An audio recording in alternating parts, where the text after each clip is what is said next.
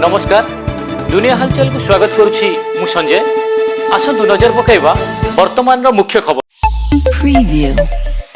कटक जिला चौद्वार 55 नंबर जातीय राजपथ कजलकणा छक निकट रे रास्ता तलकू खसी पड़ा यात्रीवाही बस फल बस रे थिबा 40 जन यात्री अल्पके बर्ती जाइतिया बेले घटनास्थल रे चौद्वार पुलिस एवं चौद्वार अग्निशम बाहिनी पहुंची उद्धार कार्य जारी रखिछन्ती एवं उक्त बस टी ढेंकानाल रु कटक अभिमुखे जाउथुला। आज दक्षिण ओडिशा रे भारी वर्षा होबार संभावना रही। नवरंगपुर, रायगड़ा, कोरापुट, मालकानगिरी, गजपति, कलाहांडी और कंधमाल रे अधिक वर्षा होबे बोली पाणीपाग विभाग पूर्वानुमान करथिया बेले उत्तर ओडिशार विभिन्न स्थान रे घड़घड़ी सह वर्षा होबार आशंका रही। आज ज्येष्ठ मास पूर्णिमा तिथि महाप्रभुंकर पवित्र देवस्नान पूर्णिमा। एही अवसर में श्रीजीव माने स्नान बेदी लक्ष लक्ष भक्तों को दुर्लभ गजानन वेश दर्शन देवे।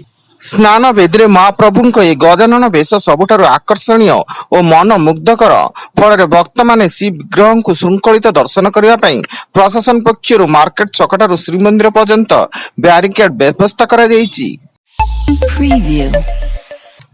प्रधानमंत्री नरेंद्र मोदी सेशल्स स्वतंत्र राष्ट्रपति सम्मान guardian of the world horizon रे सम्मानित होइचंती। सेशल्स राष्ट्रपति पैट्रिक हार्मिन एक स्वतंत्र उत्सव रे मोदी को यह सम्मान प्रदान करिसेंती।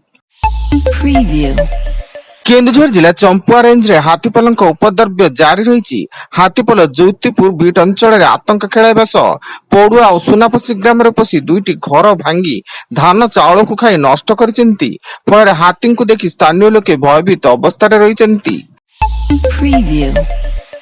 नवरंगपुर जिला रायघर ब्लॉक मुंडीबेड़ा ग्राम पंचायत अंतर्गत नीनास पाणी ग्राम रे बर्जघात घटी मां और झीओं मृत्यु।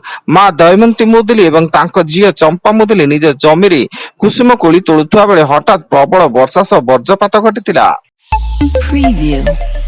झारसुगुड़ा जिला सदर थाना अंतर्गत हंसामुरा कट्टापल्ली घुनुकुटी पड़े स्त्री को ठेंगारे पिटी पिटी मारिला स्वामी।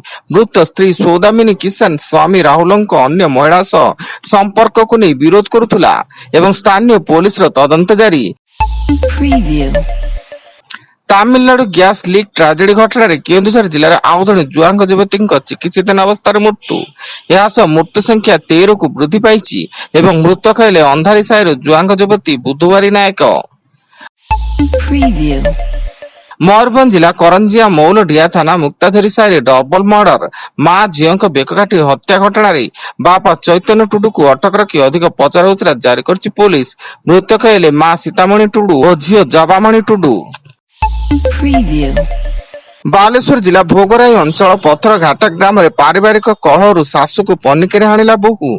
आक्रमण में सासू गुरुतर अवस्था कटक बड़ मेडिकल रे भर्ती थिया बेले बहु शिवानी को पुलिस गिरफ्त कर पचराउचरा जारी करिछि।